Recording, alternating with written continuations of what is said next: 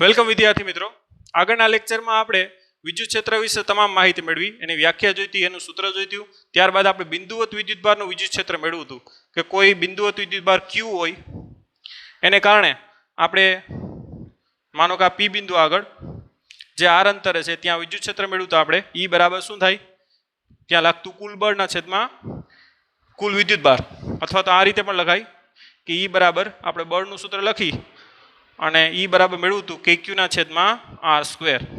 જે વિદ્યુતભારના શું હોય, જે આ વિદ્યુત ક્ષેત્ર ઉત્પન્ન કરે એ વિદ્યુતભારના શું હોય સમપ્રમાણમાં, અને તેનાથી અંતરના વર્ગના શું હોય વ્યસ્ત પ્રમાણમાં. આ કોનું વિદ્યુત ક્ષેત્ર છે તો કે એક બિંદુવત વિદ્યુતભારનું વિદ્યુત ક્ષેત્ર. હવે એક કરતાં વધારે વિદ્યુતભારો અહીંયા હોય અને અહીંયા આપણે વિદ્યુત ક્ષેત્ર મેળવવું હોય તો કઈ રીતે મળે એ આજે આપણે ભણવાના. તો ટાઇટલ લખશું એક કરતાં વધારે વિદ્યુતભારને કારણે અથવા તો વિદ્યુતભારોના તંત્રને કારણે કોઈ બિંદુ આગળ વિદ્યુત ક્ષેત્ર. હવે વિદ્યાર્થી મિત્રો, આપણે બળ માટે સંપાતપણાનો સિદ્ધાંત જોયો હતો એમ વિદ્યુત ક્ષેત્ર માટે પણ એ જ રીતે કરશું. કારણ કે વિદ્યુત ક્ષેત્ર પણ કેવી રાશિ છે તો કે સદિશ રાશિ છે. તો કોઈ પણ બિંદુ આગળ વિદ્યુત ક્ષેત્ર એ બધા વિદ્યુત ક્ષેત્રનો શું કરશું આપણે સદિશ સરવાળો. તો ચાલો આપણે યોગ્ય યામાક્સ પદ્ધતિ લઈ અને આગળ વધીએ. સૂત્ર તો બેઝિક જ આવશે, એનો સદિશ સરવાળો કરવાનો થાય. તો આપણે કોઈ યામાક્સ પદ્ધતિ લઈ લઈએ. આ x અક્ષ છે, માનો y અક્ષ છે.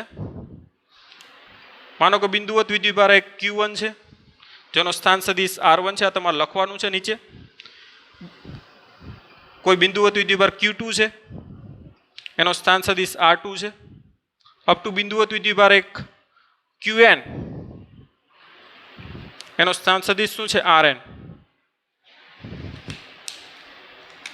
માનો કે આ કોઈ પોઈન્ટ P છે, અહીંયા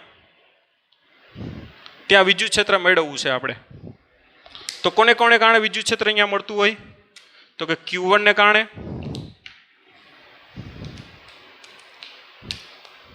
Q1 ને કારણે માનો કે વિદ્યુત ક્ષેત્ર ત્યાં E1 છે કહી દો. Q2 ને કારણે E2 અપ ટુ Qn ને કારણે કેટલું En. તો P બિંદુ આગળ કુલ વિદ્યુત ક્ષેત્ર સંપાતપણાના સિદ્ધાંત અનુસાર શું લખશું, જે રીતે બળનું લીધું તો એ જ રીતે P બિંદુ આગળ કુલ વિદ્યુત ક્ષેત્ર બોલો તો કે E હોય તો P બિંદુ આગળ કુલ વિદ્યુત ક્ષેત્ર E બરાબર શું લખાય તો કે Q1 ને કારણે E1 પ્લસ Q2 ને કારણે E2 પ્લસ Q3 ને કારણે E3 અપ ટુ દાખલા કે n વિદ્યુતભાર હોય તો કે Qn ને કારણે En. આ બધાનો શું થશે સદિશ સરવાળો, કેમ કે વિદ્યુત ક્ષેત્ર કેવી રાશિ છે સદિશ રાશિ છે. ઓકે, ચાલો E1 નું સૂત્ર લખો. આપણે ખ્યાલ જ છે Q1 ને કારણે P ઉપર આ અંતરને છે ને તમે R1P કહી દો. આ અંતર છે એને R2P કહી દો. અપ ટુ આ અંતર છે એને શું કહી દો RNP. તો આપણે ખબર છે આ બિંદુવત વિદ્યુતભારને કારણે P બિંદુ આગળ કેટલું થાય તો કે KQ1 ના છેદમાં R1P નો સ્ક્વેર ઇન્ટુ R1P કેરેટ. જ્યાં R1P કેરેટ શું છે તો કે E1 ની શું છે દિશા છે, એની દિશામાંનો શું છે એકમ સદિશ, plus KQ2 upon R2P square upon R2P caret, plus up to KQN ના છેદમાં RNP નો સ્ક્વેર RNP કેરેટ. આ રીતે આરામથી આપણે સૂત્ર લખી શકીએ. હવે અને આપણે સરવાળાના સૂત્ર સ્વરૂપે લખવું હોય મેથેમેટિકલી તો શું લખાય તો કે K સામાન્ય નીકળે, સિગ્મા I બરાબર 1 થી N QI ના છેદમાં શું થાય RIP into RIP caret. I બરાબર 1 મૂકશો આ આવશે, પછી સમેશન એટલે કે સરવાળો કરવાનો થાય, પછી I બરાબર 2 મૂકો આ આવશે, એ રીતે આ પદ. તો આ રીતે એને શોર્ટ ફોર્મમાં પણ તમે દર્શાવી શકો અને આ રીતે પણ લખી શકાય. વિદ્યાર્થી મિત્રો ધ્યાન આપજો કે સિગ્મા QI અપોન RIP એટલે શું થાય એનો સ્ક્વેર. ધ્યાન આપજો RIP નો શું છે સ્ક્વેર. RIP એટલે શું લખાય તો કે RI માઇનસ RP ના, અંતિમ અહીંથી આમ દોરો તો અંતિમ સ્થાન સદિશ શું બને? આર બને. ધ્યાન આપજો. અને પ્રારંભિક કયો બને? R1. એટલે શું આવશે? તો કે R માઇનસ RI નો સ્ક્વેર કૌંસમાં R માઇનસ RI. આ રીતે પણ તમે એને લખી શકો. કારણ કે R1P બરાબર શું થાય? તો કે અંતિમ શું બને? R minus R1. અહીંયા શું બને? એનો સ્ક્વેર. ધ્યાન આપજો. અહીંયા શું બને? R માઇનસ R2 નો સ્ક્વેર. ખ્યાલ આવ્યો? R2P બરાબર શું લખાય? R minus R2. RNP બરાબર શું લખાય? તો કે R માઇનસ RN એનો સ્ક્વેર. તો એ રીતે અહીંયા લખી શકો ને એ રીતે આ છે આ પણ લખી શકો. અહીંયા સોરી એનો ઘન આવશે કે આ એકમ સદિશ છે બરાબર. સદિશના છેદમાં સદિશનું માન જે આપણે ઓલરેડી કુલમના નિયમમાં ભણી ગયા છે બરાબર. તો આ રીતે પણ એને તમે લખી શકો. ઓકે, આગળ વધીએ. ઓકે, લખી લેજો. આ તો જાણકારી માટે જ છે, બાકી અહીંયા સુધી એક્ઝામમાં લખો ચાલે.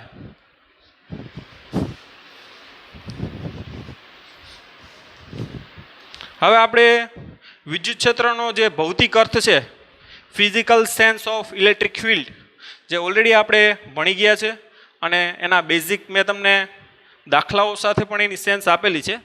તો એના પછીનો જે ટોપિક આવે છે આપણો એ વિદ્યુત ક્ષેત્ર રેખાઓ આવે છે. તો ટાઇટલ લખજો, વિદ્યુત ક્ષેત્ર રેખાઓ.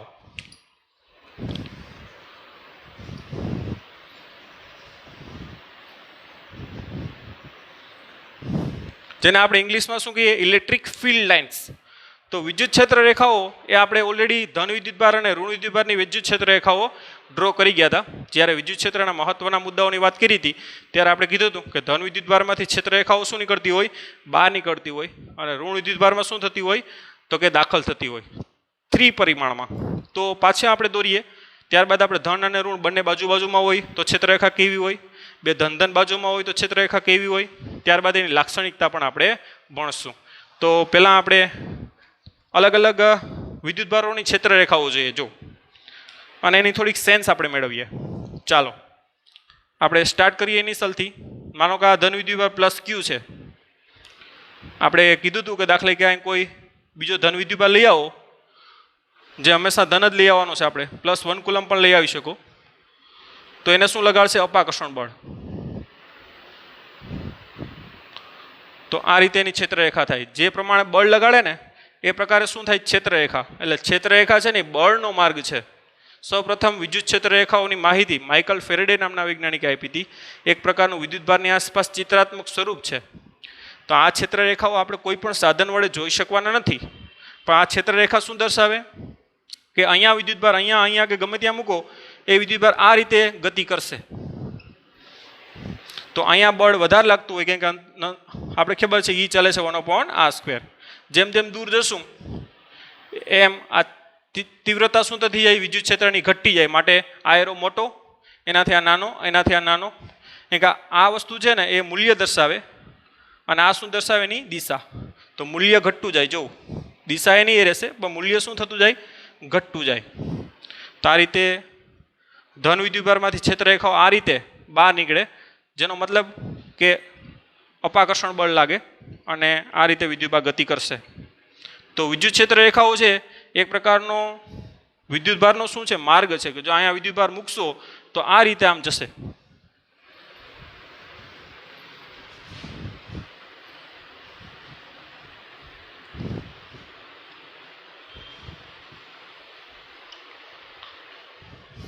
ઓલરેડી આપણે ગણી ગયેલ છે પણ વધારે તમને માહિતી મળે. ઓકે, હવે તમને એમ થાય કે આ ક્ષેત્રરેખાઓ કેટલી દોરવી? તો ક્ષેત્રરેખાઓ આ વિદ્યુતભારની આસપાસ કેટલી દોરવી? મેં કેટલી દોરી? 1 2 3 4 5 6 7 ને 8. કેટલી દોરવી એ વસ્તુ યાદચ્છિક એટલે કે મન પડે તેમ દોરી શકો. ક્ષેત્રરેખાઓ આ વિદ્યુતભારમાંથી કેટલી બહાર કાઢવી એ તમે શું કરી શકો? તો કે યાદચ્છિક રીતે એટલે કે તમારી મન પડે એટલી લઈ શકો. પણ તમારે આ વસ્તુનું ધ્યાન રાખવાનું. માનો કે 1 કુલમ છે, એમાંથી મેં આવી રીતે ક્ષેત્રરેખાઓ કેટલી છે? માનો કે 1 2 3 4 5 6 7 ને 8 દોરી છે. તો 2 કુલમ હોય તો એમાંથી કેટલી કાઢવી પડે? મારે 16 કાઢવી પડે. ખ્યાલ આવ્યો તમને? આ 1, આ 2, આ 3, 4, 5, 6, 7, 8, 9, 10, 11, 12, 13, 14, 15 ને 16. તો એક કુલમમાંથી દાખલા કે 8 ક્ષેત્રરેખાઓ હોય તો 2 કુલમમાંથી કેટલી થાય? 16. એવી રીતે 3 કુલમમાંથી કેટલી થાય? 24. તો એક વખત આ સંખ્યા તમે યાદશીક લઈ શકો, પણ જો વિદ્યુતભારનું મૂલ્ય વધે તો ક્ષેત્રરેખાઓની સંખ્યા તમારે શું કરવી પડે? વધારવી પડે. એનો મતલબ કે એક કુલમમાંથી 5 ક્ષેત્રરેખાઓ બહાર કાઢી હોય તો 2 કુલમમાંથી 10 કાઢવી પડે, 3 કુલમમાંથી 15, 4 કુલમમાંથી 20 ક્ષેત્રરેખાઓ કાઢવી પડે. તો ક્ષેત્રરેખાઓ કેટલી કાઢવી એ યાદશીક હોય, પણ યાદશીક કર્યા પછી એને આગળ આપણે જાળવી રાખવી પડે. તો આ રીતે ક્ષેત્રરેખાઓ તમારી રીતે લઈ શકો, પણ લીધા પછી એ નિયમ આગળ રાખવો પડતો હોય છે. હવે ઋણ વિદ્યુતભારની ક્ષેત્રરેખાઓ આપણે દોરીએ. માના ઋણ વિદ્યુતભાર -Q છે. મેં તમને કીધું એમ કે આપણે વિદ્યુતભાર લઈ આવવાનો છે, તો કયો લઈ આવવાનો છે? હંમેશા પ્લસ વિદ્યુતભાર જ લઈ આવવાનો. માટે આને કયું બળ લગાડશે? આકર્ષણ બળ. તો આ વિદ્યુતભાર છે ને આ રીતે શું કરશે? ગતિ કરશે. તો એ ગતિ કરવાનો માર્ગ એ જ શું થઈ ગઈ? વિદ્યુત ક્ષેત્ર રેખાઓ, જેને માઇકલ ફેરેડે બળ રેખાઓ પણ આપી, કેમ કે આ બળ લગાડે એને કારણે જે રેખા દોરાય, એટલે માઇકલ ફેરેડે વિદ્યુત ક્ષેત્ર રેખાનું બીજું નામ શું આપ્યું? બળ રેખાઓ પણ આપ્યું. તો ઋણ વિદ્યુતભારમાં ક્ષેત્ર રેખાઓ આવી રીતે શું થતી હોય? દાખલ થતી હોય.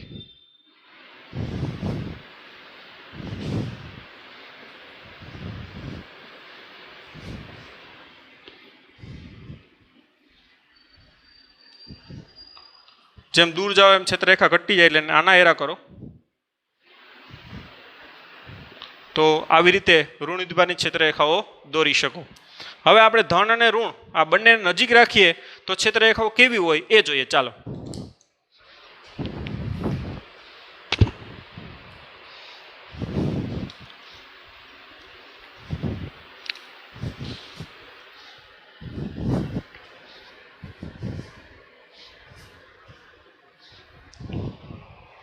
ટાઇટલ લખજો તમે, ધન અને ઋણ વિદ્યુતભારની ક્ષેત્રરેખાઓ.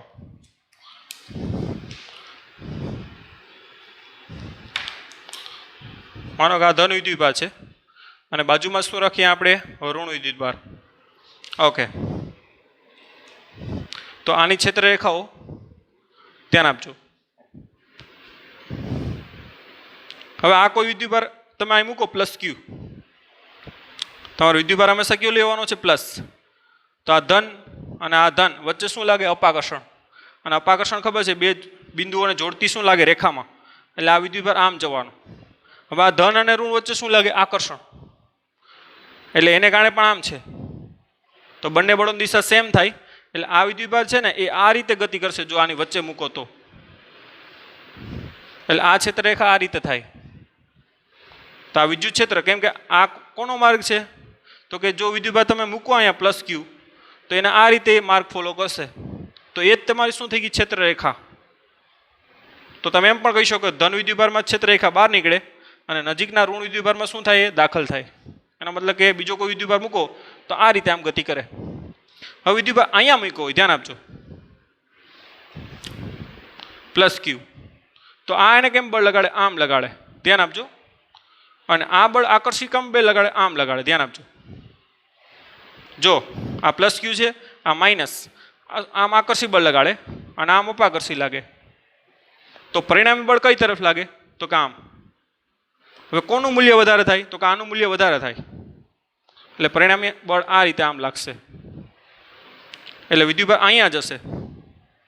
ખ્યાલ આવ્યો? આ વિદ્યુતભાર અહીંયા જાય. એટલે કે પરિણામી બળની દિશા આ આવી તો આ વિદ્યુતભાર અહીંયા જાય.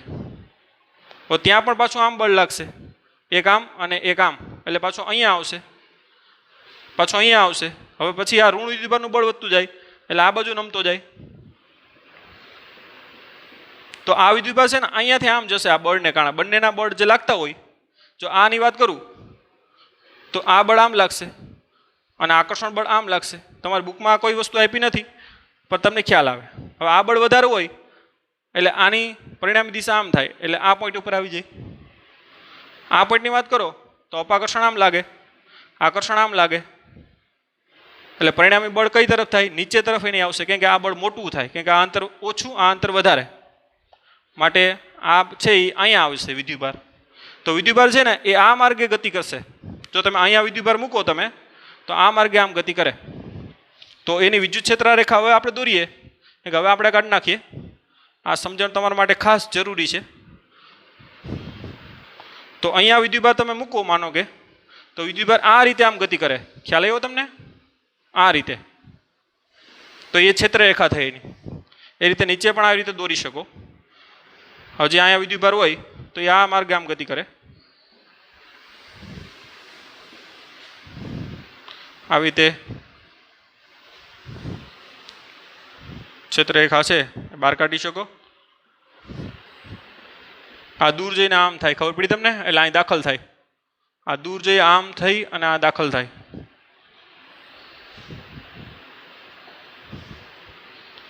આ દાખલ થાય. અહીંથી આવી રીતે શું નીકળે? બહાર નીકળે. ખબર પડી? અહીંથી આમ, અહીંથી આમ જઈ અહીંથી આમ. ઓકે, તો એ વધારાનો આપણે દોરતા, નજીકનું દોરી દઈએ. તો આ રીતે ધન અને ઋણ વિદ્યુતભારો આવી રીતે નજીક હોય તો ક્ષેત્ર રેખાઓ એની આ પ્રકારની હોય. એનો મતલબ કે દાખલા કે અહીંયા કોઈ વિદ્યુતભાર મૂકો તમે, તો આ રીતે એને આમ બળ લાગશે અને આ રીતે એનો માર્ગ થશે. તો આ રીતે ધન અને ઋણ વિદ્યુતભારની શું દોર લીધી આપણે? ક્ષેત્ર રેખાઓ. હવે બે ધન વિદ્યુતભાર વચ્ચે ક્ષેત્ર રેખાઓ આપણે દોરીએ. ચાલો.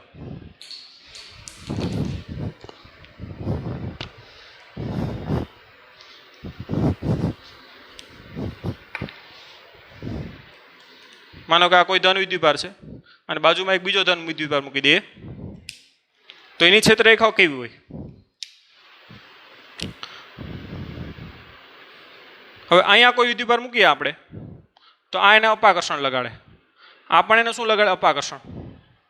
તો ક્યુ અપાકર્ષણ વધારે થાય? તો કે આ. માટે અહીંયાથી એનો પરિણામે આ બાજુ આવશે. એટલે આ રીતે આમ અપાકર્ષણ, આનું પણ અપાકર્ષણ.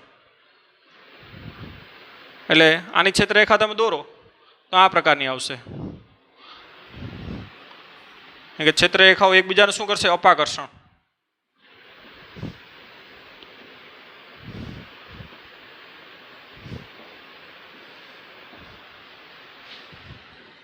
પછી દૂર જાય અપાકર્ષણ માત્રા ઘટી જાય એટલે ગેપ વધારે રાખવો પડે.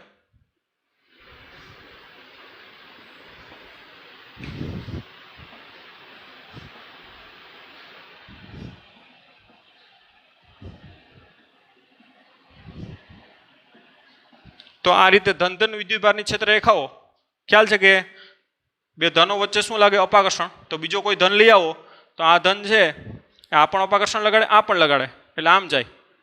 પાછું આ પણ અપાકર્ષણ અહીંથી આમ લગાડે અને આ પણ એટલે વિદ્યુતભાર આ રીતે આમ ગતિ કરશે. અહીંયા વિદ્યુતભાર મૂકો તો એ આ રીતે ગતિ કરે. ખ્યાલ આવ્યો? તો આ રીતે બે ધન વિદ્યુતભારની ક્ષેત્ર રેખાઓ તમે આરામથી દોરી શકો. તો આપણે માત્ર ધન વિદ્યુતભારની ક્ષેત્ર રેખા જોઈ, જે ત્રિજ્યાવર્તી દિશામાં બહાર નીકળતી હોય ત્રિપરિમાણમાં. ઋણ વિદ્યુતભારમાં ત્રિજ્યાવર્તી દિશામાં અંદર દાખલ થતી હોય. ધન વિદ્યુતભારમાંથી ક્ષેત્ર રેખાઓ ધનમાંથી બહાર નીકળે અને ઋણમાં શું થાય? દાખલ થાય. અને બે ધન વિદ્યુતભારની ક્ષેત્ર રેખાઓ આવી રીતે એકબીજાને શું કરશે? અપાકર્ષશે. તો આ રીતે ક્ષેત્ર રેખાઓ દોરી શકો. અને ક્ષેત્ર રેખા આપણે જોયું કે ક્ષેત્ર રેખાઓ છે એક પ્રકારના વિદ્યુતભારનો શું છે? તો કે માર્ગ જ છે. અને એક ચિત્રાત્મક સ્વરૂપ છે જે વાસ્તવમાં કોઈ એ વાસ્તવિકતા નથી. ક્ષેત્ર એ વાસ્તવિક છે, વિદ્યુત ક્ષેત્ર વાસ્તવિક છે, પણ ક્ષેત્ર રેખાઓ આપણી સરળતા છે. તો એ કોઈ પણ સાધન વડે જોઈ શકાતી નથી. હવે આગળ વધીએ. ચાલો.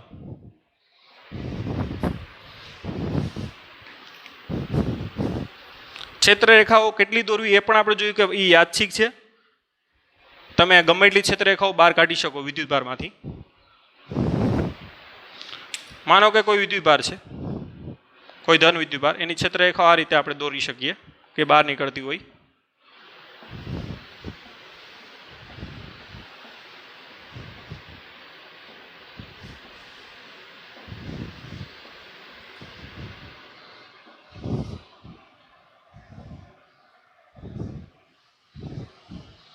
ઓકે.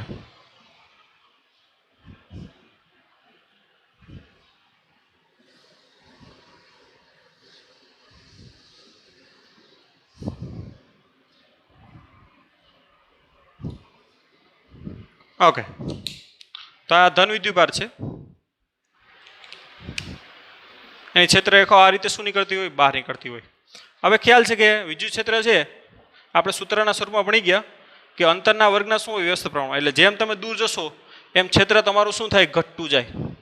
તો ક્ષેત્રરેખાઓની પણ તમે ધ્યાન આપો તો ખ્યાલ આવી જાય કે ક્યાં ક્ષેત્ર વધારે છે ને ક્યાં ઓછું છે. તો અહીંયા ધ્યાન આપજો. માનો કે હું અહીંયા આટલો એરિયા લઉં, આટલો એરિયા અહીંયા લઉં તો કેટલી ક્ષેત્ર રેખાઓ એમાં આવી, તો કે 1 2 3 4, 4 ક્ષેત્રરેખાઓ આટલા વિસ્તારમાંથી પાસ થઈ. મેં આ એ જેટલો એરિયા લઈ લીધો અહીંથી આવી રીતે, બરાબર, ક્ષેત્રફળ. આ ક્ષેત્રફળમાંથી કેટલી ક્ષેત્રરેખાઓ પાસ થઈ, 4.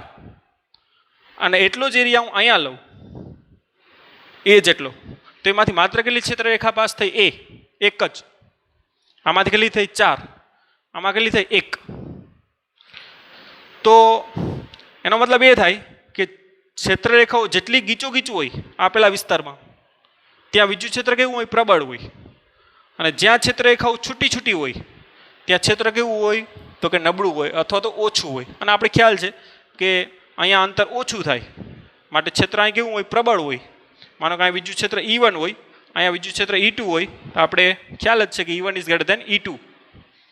પરંતુ આપણે ક્ષેત્રરેખાના સ્વરૂપમાં જોઈએ તો પણ ખ્યાલ આવી જાય કે આટલા એરિયામાંથી ક્ષેત્રરેખાઓ વધારે પાસ થાય અને એટલા જ એરિયામાંથી આ એ જેટલો એરિયા અહીંયા લઈએ તો માત્ર એક જ ક્ષેત્રરેખા પાસ થાય. તો આપેલા વિસ્તારમાં અથવા તો આપેલા ક્ષેત્રફળમાંથી ક્ષેત્રરેખાઓ વધારે પાસ થતી હોય ત્યાં ક્ષેત્ર કેવું હોય, પ્રબળ હોય. અને જ્યાં ઓછી પાસ થતી હોય ત્યાં ક્ષેત્ર કેવું હોય, નબળું હોય. અથવા તો એમ પણ કહી શકો કે જ્યાં ક્ષેત્રરેખાઓ એકદમ ગીચોગીચ હોય, જ્યાં ક્ષેત્રરેખાઓ એકદમ કેવી હોય, ગીચોગીચ હોય, ત્યાં ક્ષેત્ર કેવું હોય, પ્રબળ હોય છે. અને જ્યાં ક્ષેત્રરેખાઓ છૂટી છૂટી હોય, જો અહીંયા હજી દૂર જશો એમ છૂટી છૂટી થતી જાય, જો આ ગેપ વધતો જાય, ખ્યાલ આવ્યો. જ્યાં ક્ષેત્રરેખાઓ કેવી હોય, છૂટી છૂટી હોય, ત્યાં ક્ષેત્ર કેવું હોય છે, તો કે નબળું હોય છે. તો આ રીતે પણ એ આપણે અવલોકન મેળવી શકીએ. તો જો હવે અહીંયા ધ્યાન આપો, ક્ષેત્રરેખા આ પ્રકારની પણ હોઈ શકે, એવું જરૂરી નથી કે સ્ટ્રેટ જ હોય. તો હવે તમે કહી શકો હું એક અહીંયા પોઈન્ટ લઈ લઉં A અને એક અહીંયા પોઈન્ટ લઈ લઉં B. તો ક્યાં વિદ્યુત ક્ષેત્ર વધારે હશે, તો કે B આગળ વિદ્યુત ક્ષેત્ર વધારે હશે. શા માટે, કારણ કે B આગળ છે ક્ષેત્રરેખાઓ કેવી છે, ગીચોગીચ એટલે કે નજીક નજીક છે. અને A આગળ ક્ષેત્રરેખાઓ કેવી છે, છૂટી છૂટી છે. માટે B આગળ ક્ષેત્ર કેવું હશે, પ્રબળ હશે. અને A આગળ ક્ષેત્ર કેવું હશે, નબળું હશે. આમ ક્ષેત્રરેખાઓ જોઈ અને પણ તમે કહી શકો કે ક્યાં વિદ્યુત ક્ષેત્ર પ્રબળ છે, ક્યાં વિદ્યુત ક્ષેત્ર નબળું છે. તો ક્ષેત્રરેખાઓ આ રીતે આપણા માટે ખૂબ જ કેવી છે, ઉપયોગી છે. હવે એની લાક્ષણિકતાઓ જોશું આપણે એટલે તમને વધારે ને વધારે ખ્યાલ આવશે. ઓકે, હવે આ સંબંધ છે ને વિદ્યાર્થી મિત્રો, એ આપણે ક્ષેત્રરેખાના સ્વરૂપમાં પણ સાબિત કરી શકીએ કે વિદ્યુત ક્ષેત્ર છે અંતરના વર્ગના શું હોય, વ્યસ્ત પ્રમાણમાં. તો આ સંબંધ છે આપણે ક્ષેત્રરેખાઓના સ્વરૂપમાં સાબિત કરીએ અને એના માટે ઘનકોણનો યુઝ થશે, જે આપણે ઓલરેડી 11મા ધોરણમાં ભણી ગયા. તો આપણે પહેલાં ઘનકોણ જોઈ લઈએ. ચાલો, માનો કે આ કોઈ ગોળો છે, ધ્યાન આપજો, સ્ફિયર, વોલીબોલનો કોઈ બોલ, દડો, સ્ફિયર, બરાબર. આ રીતે કોણ જેવું બનતું હોય અને આ જે ત્રિપરિમાણમાં એંગલ બને એને શું કહીએ આપણે, ઘનકોણ. માનો કે આ ત્રિજ્યા R છે, તો આપણે ધોરણ 11માં ભણી ગયા ઘનકોણ, બરાબર, ઓમેગા બરાબર શું થાય, તો કે આ ક્ષેત્રફળ, આ જે ક્ષેત્રફળ આવ્યું ને આમ કોણ,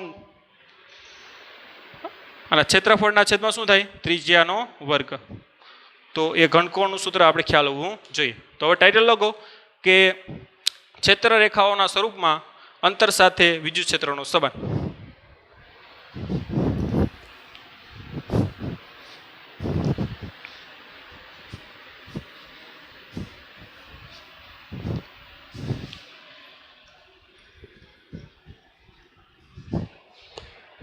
ક્ષેત્રરેખાઓના સ્વરૂપે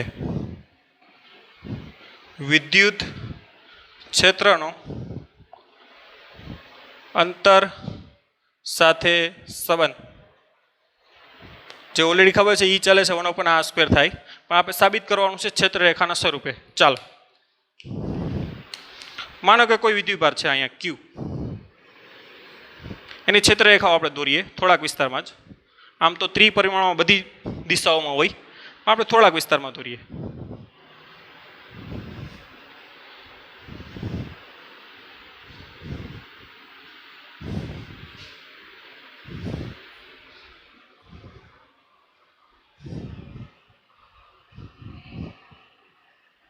ઓકે,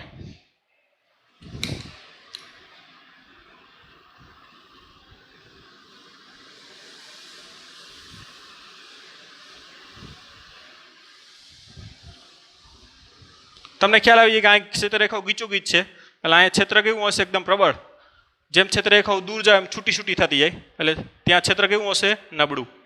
અહીં કોઈ એ અને કોઈ બી બિંદુ લઈ લો, મેં આગળ પણ સમજાવી દીધું. તો એ આગળ વિદ્યુત ક્ષેત્ર કેવું હશે? વધારે. અને બી આગળ કેવું હશે? ઓછું. શા માટે? કે એ આગળ ક્ષેત્રરેખાઓ એકદમ નજીક નજીક એટલે ગીચોગીચ છે, બે આગળ કેવી છે? છૂટી છૂટી. માટે બી આગળ ક્ષેત્ર કેવું હશે? નબળું. તો આ પણ ડાયરેક્ટલી તમે કહી શકો. ચાલો, પરંતુ આપણો જે એમ છે એ કંઈક અલગ છે, જે આ વસ્તુ સાબિત કરવાનો છે. ઓકે,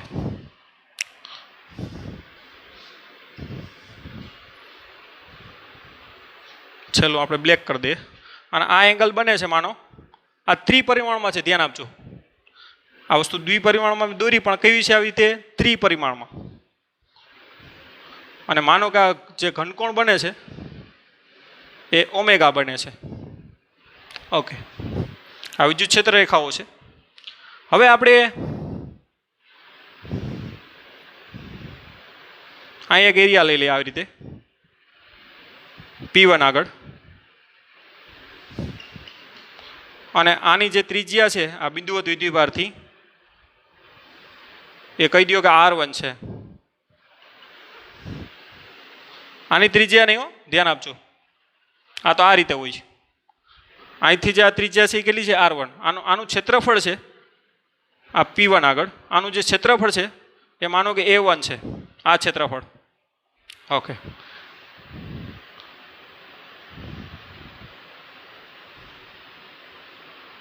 આ રીતે એરિયા બને અહીંયા ઘનકોણ આગળ. 3D માં વિચારજો એટલે વધારે ખ્યાલ આવશે.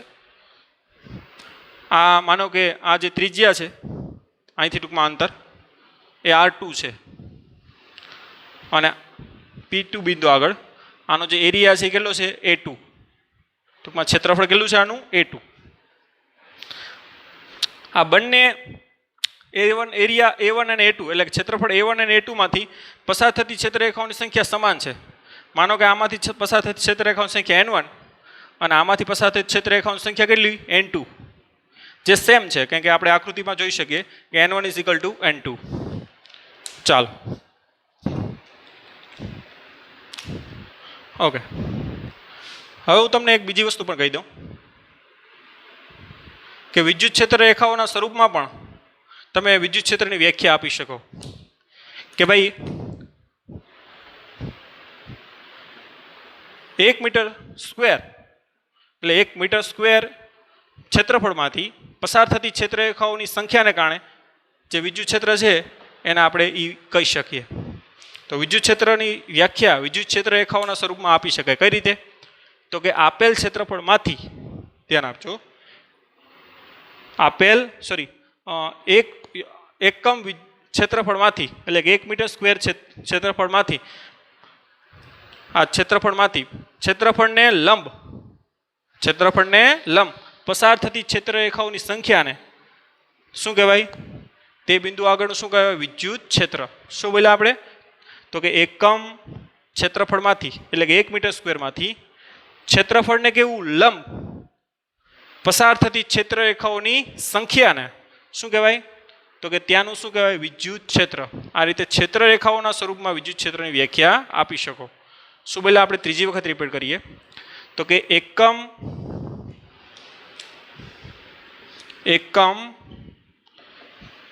ક્ષેત્રફળ માંથી, એકમ ક્ષેત્રફળ એટલે કે 1 મીટર સ્ક્વેરમાંથી ક્ષેત્રફળને લંબરૂપે પસાર થતી ક્ષેત્રરેખાઓની સંખ્યાને તે વિસ્તારનું અથવા તે બિંદુનું પણ કહી શકો, તે વિસ્તારનું શું કહેવાય? વિદ્યુત ક્ષેત્ર કહે છે. તો ક્ષેત્રરેખાઓ જો વધારે પાસ થતી હોય તો ઓબ્વિયસલી વિદ્યુત ક્ષેત્ર કેવું હશે? વધારે. ક્ષેત્રરેખાઓ ઓછી પાસ થતી હોય તો વિદ્યુત ક્ષેત્ર કેવું હશે? ઓછું. આ રીતે ક્ષેત્રરેખાઓના સ્વરૂપમાં વિદ્યુત ક્ષેત્રની વ્યાખ્યા તમે આપી શકો. ઓકે, તો એ વસ્તુ આપણે ખ્યાલ હોવી જોઈએ. ઓકે, આગળ પણ કામ લાગશે જ્યારે ફ્લક્સમાં આગળ વધશું ત્યારે. ચાલો, હવે આપણે ઘનકોણ, ખ્યાલ છે કે ઓમેગા બરાબર શું લખી શકો? પહેલાં અહીંયા આકૃતિ પરથી ઘનકોણ ઓમેગા બરાબર સામેનું ક્ષેત્રફળ A1 ના છેદમાં શું લખી શકાય? R1 નો સ્ક્વેર. કોને આગળ? P1 આગળ. P2 આગળ શું લખી શકો? બોલો જે આ P2 આગળ ઘનકોણ સેમ ઓમેગા જ બને છે અહીંયા બરાબર શું થાય? A2 ના છેદમાં શું થાય? R2 નો સ્ક્વેર. તો આ રીતે P1 આગળ અને P2 આગળ તમે ઘનકોણ લખી શકો. ઓકે, હવે એકદમ આપણે સમજણ સાથે આગળ વધીએ કે ભાઈ A1 જેટલા એરિયામાંથી, ધ્યાન આપજો, A1 જેટલા એરિયામાંથી પસાર થતી ક્ષેત્રરેખાઓની સંખ્યા N1 હોય. A1 જેટલા એરિયામાંથી પસાર થતી ક્ષેત્રરેખાઓની સંખ્યા કેટલી હોય? A1 હોય, સોરી N1 હોય. તો 1 મીટર સ્ક્વેરમાંથી પસાર થતી ક્ષેત્રરેખાઓની સંખ્યા કેટલી? ધ્યાન આપજો.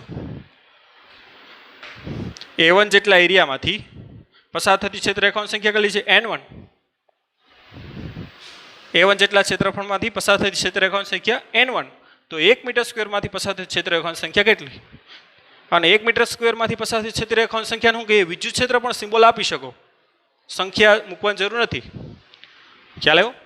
તો 1 મીટર સ્ક્વેરમાંથી પસાર થતી ક્ષેત્રરેખાઓની સંખ્યા N કહી દઉં, જેને આપણે વિદ્યુત ક્ષેત્ર પણ કહી શકીએ E1.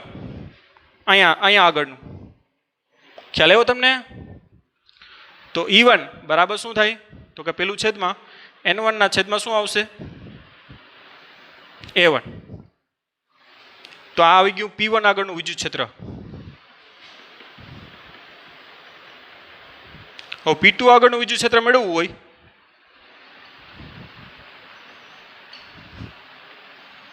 તો આપણે ત્રિરાશિમાં મૂકી શકીએ. શું મૂકી શકો તમે? ચાલો જોઈએ કે ભાઈ A2 જેટલા ક્ષેત્રફળમાંથી પસાર થતી ક્ષેત્રરેખાઓની સંખ્યા N2. તો ત્યાં 1 મીટર સ્ક્વેર જેટલા એરિયામાંથી પસાર થતી ક્ષેત્રરેખાઓની સંખ્યા કેટલી? ઓબ્વિયસલી અહીંયા 1 મીટર સ્ક્વેર મૂકો તો વધારે થાય, અહીંયા 1 મીટર મૂકો તો કેવું થાય? ઓછી થાય.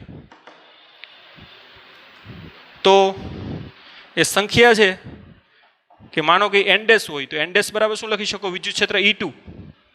કે વિદ્યુત ક્ષેત્ર રેખાઓની સંખ્યાના આધારે વિદ્યુત ક્ષેત્રની વ્યાખ્યા આપણે ભણી ગયા. તો ત્યાં અહીંયા વિદ્યુત ક્ષેત્ર E1 કીધું, અહીંયા કેટલું કીધું? E2. તો E2 બરાબર શું લખી શકાય?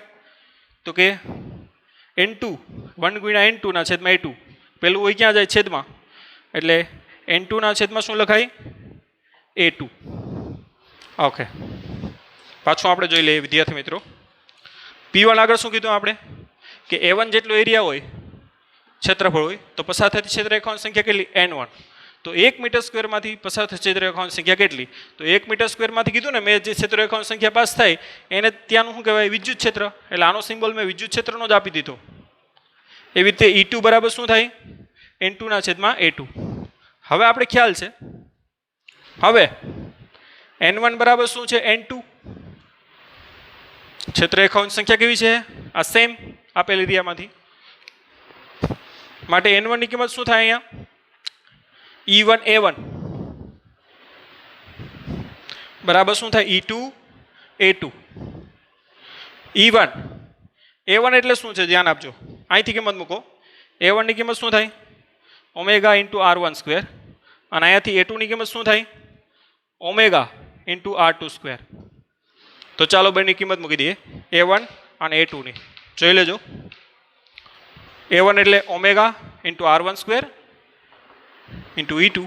A2 એટલે ઓમેગા ઇન્ટુ r2 તો ઓમેગા ઓમેગા શું થાય કેન્સલ થાય માટે તમે લખી શકો કે E1 r1 is equal to E2 r2 એટલે કે E1 ના છેદમાં E2 બરાબર શું આવશે તો કે r2 ના છેદમાં શું આવશે r1 માટે કહી શકો કે E1 ચલે છે 1/r1 અને E2 ચલે છે 1/r2 તો જ તમે આ રીતે લખી શકો તો આ રીતે આપણે વિદ્યુત ક્ષેત્ર રેખાઓની ના આધારે વિદ્યુત ક્ષેત્રનો અંતર સાથેનો શું મેળવ્યો સંબંધ જે આપણે ઓલરેડી ખબર છે કે E પ્રોપોર્શનલ ટુ 1/r2 તો આરામથી આ રીતે ઘનકોણનો ઉપયોગ કરી અને આ વસ્તુ સાબિત કરી શકો ઓકે લખી લ્યો ટેક્સ્ટ બુકમાં થોડુંક તમને હાર્ડ લાગશે પણ જો આમાં તમે લેક્ચર આ રીતે સંપૂર્ણ વ્યવસ્થિત રીતે 2 વખત જોઈ લેશો તો આરામથી તમને એકદમ કોન્સેપ્ટ સાથે પ્યોર સેન્સ સાથે તમને ક્લિયર થશે ઓકે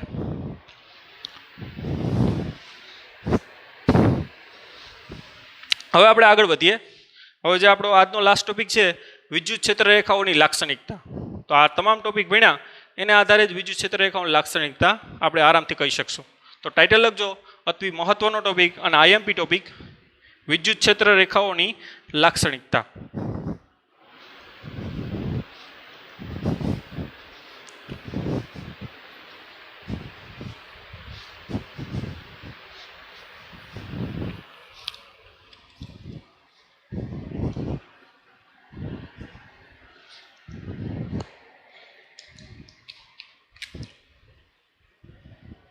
વિદ્યુત ક્ષેત્ર રેખાઓની લાક્ષણિકતા પહેલી લાક્ષણિકતા આરામથી લખીએ આપણે વિદ્યુત આપણે ખ્યાલ છે ક્ષેત્ર રેખાઓ ધન વિદ્યુત ભાર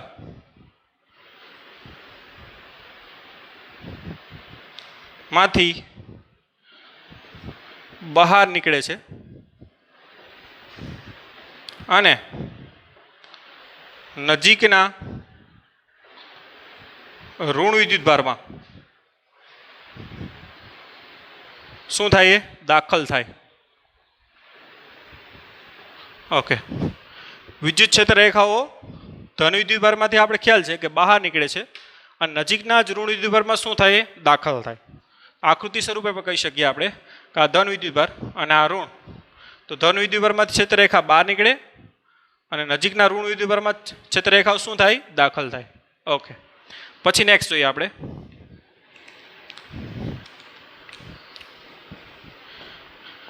ક્ષેત્ર રેખાના કોઈ પણ આ બહુ અગત્યનો ટોપિક છે કોઈ પણ બિંદુએ દોરેલ સ્પર્શક તે બિંદુ આગળ વિદ્યુત ક્ષેત્રની દિશા આપે છે મે બી તમને ના દેખાતું હોય આપે છે વિદ્યુત ક્ષેત્રરેખાના કોઈ પણ બિંદુએ દોરેલ સ્પર્શક તે બિંદુ આગળ શું આપે વિદ્યુત ક્ષેત્રની દિશા માનો કે વિદ્યુત ક્ષેત્રરેખા આમ હોય આપણે જોયું હતું કે ધન અને ઋણ માં ક્ષેત્રરેખાઓ આ રીતે આપણે ડ્રો કરી હતી તો વિદ્યુત ક્ષેત્રરેખાઓ આવી પણ હતી ત્યાં વક્ર આકારની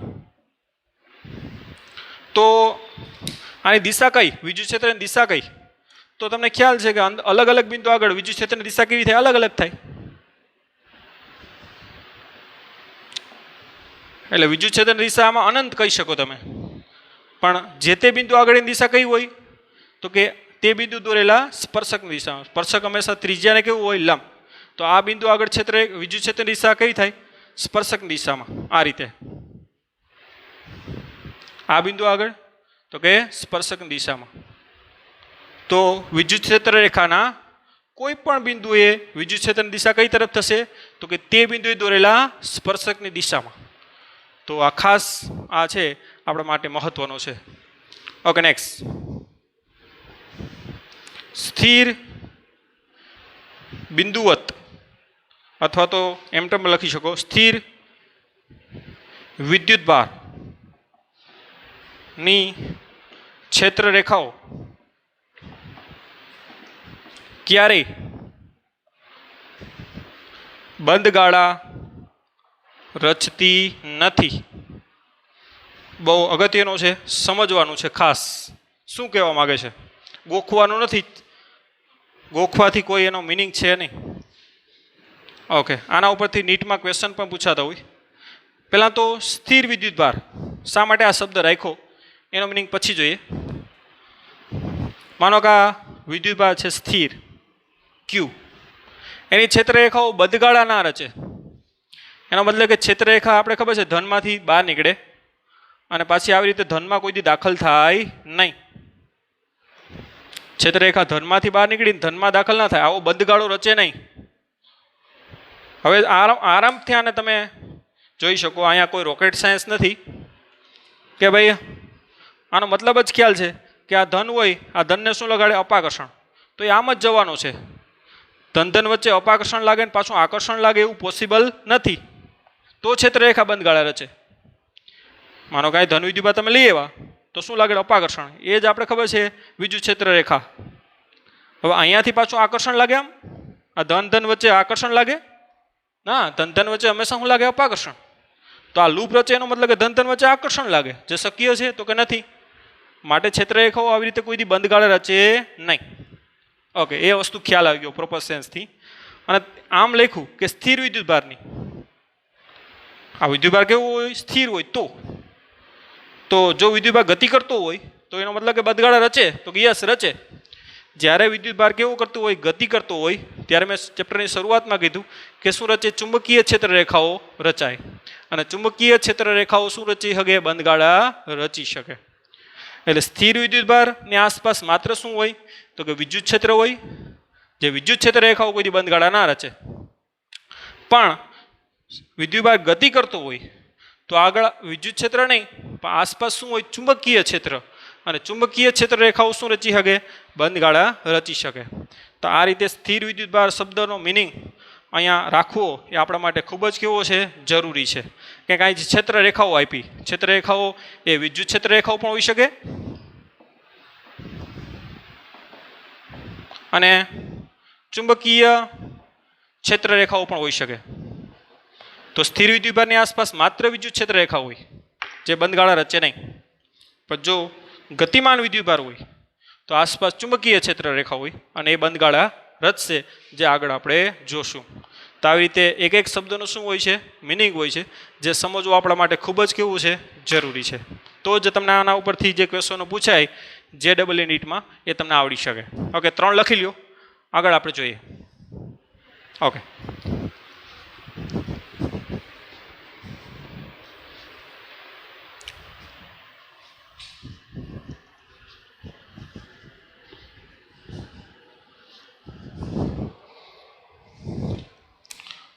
નેક્સ્ટ ચોથી લખજો કે વિદ્યુત ક્ષેત્ર રેખાઓ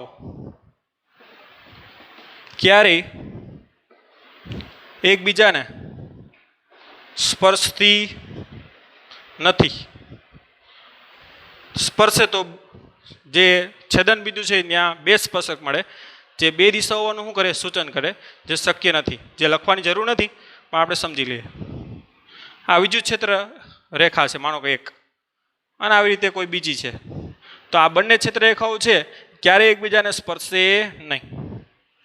વિદ્યુત ક્ષેત્ર રેખાઓ ક્યારેય એકબીજાને સ્પર્શતી નથી. જો સ્પર્શે તો શું થાય?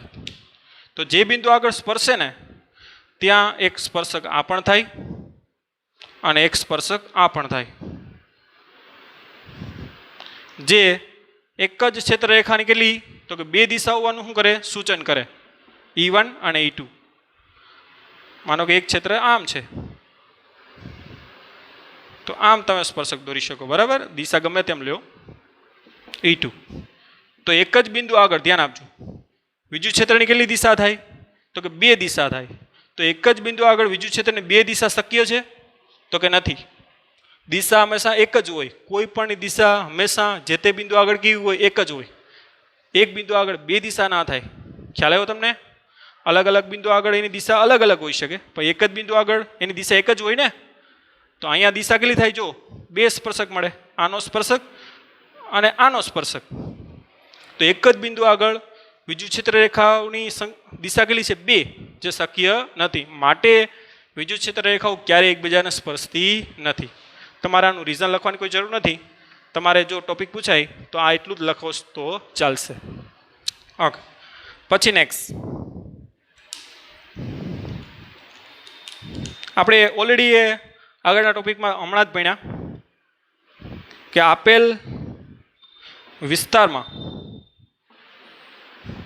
જ્યાં ક્ષેત્ર રેખાઓ ગીચોગીચ એટલે કે નજીક નજીક હોય, ગીચોગીચ હોય, ત્યાં વિદ્યુત ક્ષેત્ર પ્રબળ હોય છે અને જ્યાં ક્ષેત્ર રેખાઓ છૂટી છૂટી હોય ત્યાં વિદ્યુત ક્ષેત્ર આપણે ખ્યાલ છે કેવું હોય છે? નબળું હોય છે. આ રીતે આપણે સમજી શકીએ કે અહીંયા ક્ષેત્ર રેખાઓ છૂટી છૂટી છે તો અહીંયા વિદ્યુત ક્ષેત્ર E1, માનો કે અહીંયા વિદ્યુત ક્ષેત્ર E2, તો E2 ઇઝ ગ્રેટર ધેન શું થાય? E1. કે અહીંયા ક્ષેત્ર રેખાઓ છૂટી છૂટી છે ત્યાં વિદ્યુત ક્ષેત્ર નબળું, અહીંયા ક્ષેત્ર રેખાઓ નજીક નજીક છે એટલે ત્યાં વિદ્યુત ક્ષેત્ર કેવું હશે? પ્રબળ. ઓકે, તો આ રીતે 5 આપણે એની લાક્ષણિકતાઓ થઈ. હજી આપણે એક જોઈ લઈએ લાસ્ટ. ઓકે, ચાલો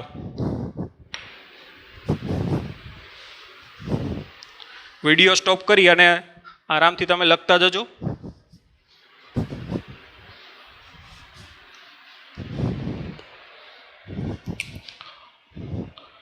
લાસ્ટ કે સમાન વિદ્યુત ક્ષેત્રની ક્ષેત્ર રેખાઓ એકબીજાને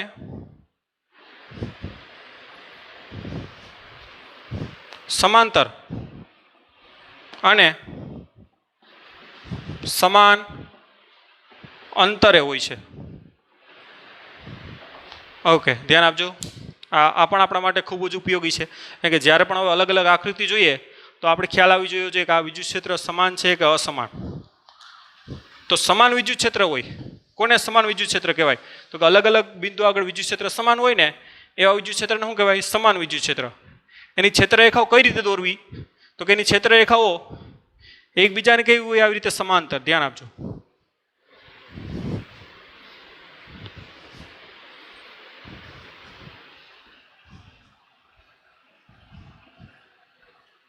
સમાન વિદ્યુત ક્ષેત્રની ક્ષેત્ર રેખાઓ આવી રીતે કેવી હોય? સમાંતર. બંને વચ્ચેનો ખૂણો કેટલો હોય? 0. અને સમાન અંતરે પણ હોય. આ દાખલા કે 1 સેન્ટીમીટર, તો આ પણ કેટલું થાય? 1 સેન્ટીમીટર. આ પણ કેટલું થાય? 1 સેન્ટીમીટર. એટલે સમાન વિદ્યુત ક્ષેત્રની રેખાઓ સમાંતર અને સમાન અંતરે હોય છે. જો આ સમાન વિદ્યુત ક્ષેત્ર નથી કે અહીંયા ક્ષેત્ર ગેપ કેવો થઈ ગયો? ઘટી ગયો. એટલે અહીંયા વિદ્યુત ક્ષેત્ર વધી જાય, અહીંયા ઘટી જાય. તો આ સમાન વિદ્યુત ક્ષેત્ર છે નહીં.